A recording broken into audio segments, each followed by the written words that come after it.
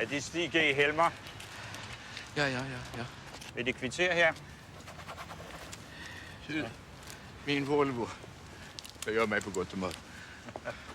Och vad kostar det? Ja, det synes jeg, vi skal lade retten afgøre. Da de nu har identificeret dem selv som Stig G. Helmer og modtaget stævningen, skal jeg blot sige, at det første retsmøde er berammet til om 14 dage.